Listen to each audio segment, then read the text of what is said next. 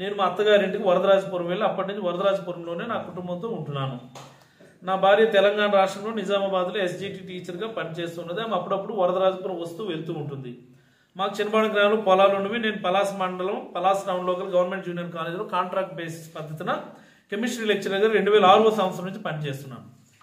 నేను వైఎస్ఆర్సీపీ పార్టీ తరఫున యాక్టివ్గా పనిచేస్తుంటాను. మా పొలాలు చిన్నపాడు గ్రామంలో ఉన్నందున తరచూ చిన్నపాడు వెళ్ళి వస్తూ ఉంటాను. నాకు మా గ్రామానికి చెందిన కూర్మాపు ధర్మారావు, కూర్మాపు సుందరరావు, డిక్కల్ నిరంజన్ మరియు పొన్నాడు కృష్ణారావు అనే వ్యక్తులు నాకు ముందు నుంచి బాగా పరిచయం ఉన్నది. మరియు దువ్వాడు రమణయ్య అనే వ్యక్తి నాకు పెద్దమ్మ కొడుకు. అతని భార్య 7వ వార్డు వైఎస్ఆర్సీపీ కౌన్సిలర్గా ఉన్నది.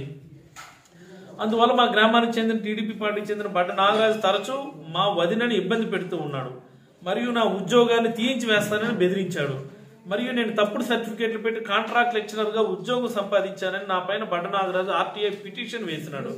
అదేవిధంగా కూర్మాపు ధర్మారావు అతని తమ్ముడు సుందర్రావును కూడా అనవసరంగా కొట్టారని, వారిని కూడా పార్టీ పరంగా ఇబ్బందులు పెడుతున్నారని వారు పలాస నియోజకవర్గానికి సంబంధించిన మా నాయకుడైన సీదిరి అప్పలరాజు గారికి చెప్పగా, ఆయన వారితో ప్రస్తుతం మన పార్టీ అధికారంలో లేదు కదా, మరి ఇబ్బందిగానే ఉంటుంది, కొద్ది రోజులు ఓపిక పట్టండి, అన్నీ సర్దుకుంటాయని అన్నారని ధర్మారావు నాకు చెప్పినాడు.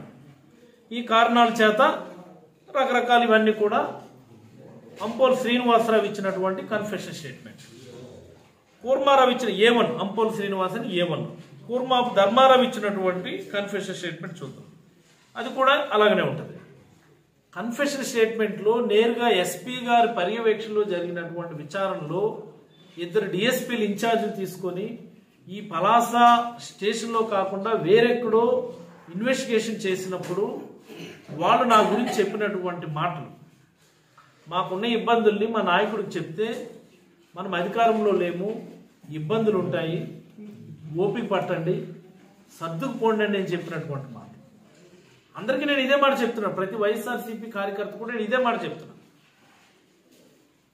అవమానాలు ఉంటాయి, ఇబ్బందులు ఉంటాయి, మనం ఓపిక పట్టాలి. ఒకటి నేను మీ అందరికీ నేను గ్యారంటీ ఇస్తున్నాను ఏంటంటే, మళ్ళీ ఎన్నికల్లో జగన్మోహన్ రెడ్డి గారు ముఖ్యమంత్రి అవుతారు. మీకు ఎక్కడ అవమానం జరిగిందో, మీకు ఎక్కడ ఇబ్బంది జరిగిందో అదే చోట తిరిగి మీకు బ్రతిమలాడుకునేటటువంటి అవకాశాన్ని, అధికారాన్ని నేను మీకు ఖచ్చితంగా ఇస్తాను. ఏ స్టేషన్లో మీ పైన దాడి జరిగిందో అదే స్టేషన్లో పోస్టింగ్ కోసం మీ వెనక్కి తిరిగేటటువంటి అవకాశం ఇస్తాను. ఏ స్టేషన్లో మీ పైన అక్రమంగా కేసులు పెట్టారో అదే స్టేషన్లో పోస్టింగ్ కోసమని ఇంకో దాని కోసమో మీ సిఫారసుతోనే అక్కడ పోస్టింగ్ వచ్చేట్టుగా నేను చేస్తాను. ఖచ్చితంగా చెప్తున్నాను. ఇదేది మొహమాటమే పడడం లేదు. రాజకీయాలతోనే మనం ముందుకెళ్ళాలి.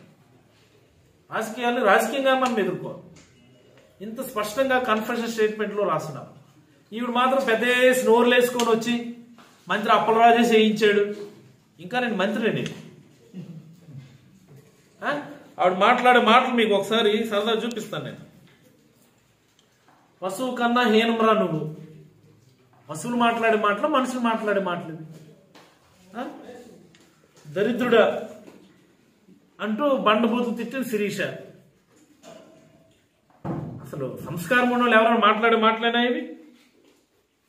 ఈవిడేమో సంస్కారం గురించి, వంశాల గురించి మాట్లాడతారు. రే అప్పలరాజు గుండు కొట్టించి పరిగెత్తిస్తా. నువ్వు కొట్టించడం ఎందుకు? నేనే గుండు కొట్టించుకుంటా, స్టైల్గా ఉంటుంది కూడా. ఈవిడేమో సంస్కారం గురించి మాట్లాడుతుంది, ఈవిడేమో దాడుల గురించి మాట్లాడుతుంది. ఈవిడ యొక్క తెలివి తక్కువతనం వల్ల, ఈవిడ యొక్క పొగరబోతనం వల్ల ఆవిడ వెనుకున్నటువంటి వ్యక్తులు ఫిల్దీ 5 అనే గ్రూప్ కింద తయారయ్యి సామాన్య ప్రజలను విపరీతంగా ఇబ్బంది పెడుతున్నారు. వ్యాపారస్తులను ఇబ్బందులు పెడుతున్నారు. ఏకంగా ఈ నియోజకవర్గ పెద్ద నాయకులు అనుకునేటటువంటి వ్యక్తి, నియోజకవర్గ సమన్వయకర్త అని అనుకునేటటువంటి వ్యక్తి జిఎస్టీ అధికారులకు ఆల్రెడీ రప్పించి జిఎస్టీ దాడులు చేయించినారు.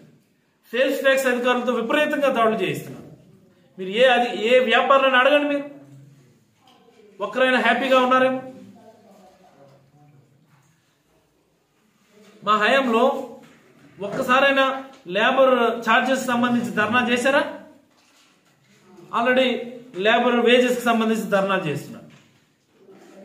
ఏమి ఎందుకు దృష్టి పెట్టరు మీరు? వ్యాపారులకి లేబర్కి ఎందుకు మీరు సమన్వయం చేయరు? ఏడు జరుగుతుంది నియోజకవర్గంలో? మేము ఇంతవరకు ఏం రాజకీయాలు మాట్లాడడం లేదు. ఇదే హనీమూన్ పీరియడ్ కదా, ఇదైతే మాట్లాడతాం. మేము ప్రతిదీ కూడా మాట్లాడతాం, ప్రతిదీ వీడియో ఎవిడెన్స్లోనే మాట్లాడతాం. మీ పక్కనున్న ఆయన కూర్చొని ఉన్న ఆయన నీతి వాక్యాలు చెప్పేస్తున్నాడు. ఆయన చేసినటువంటి పనులు అప్పటి నుంచి ఇప్పటి వరకు అన్ని వీడియోల్లో ఉన్నాయి.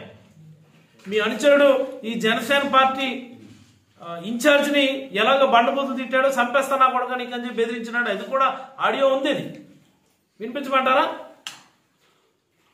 నువ్వేమో నీతి కబుర్లు చెప్పేస్తున్నావు. మహిళ మీద నువ్వు చేసిన మొన్న దాడి 15 రోజుల కింద నువ్వు చేసిన దాడి ఉన్నది వీడియో అది.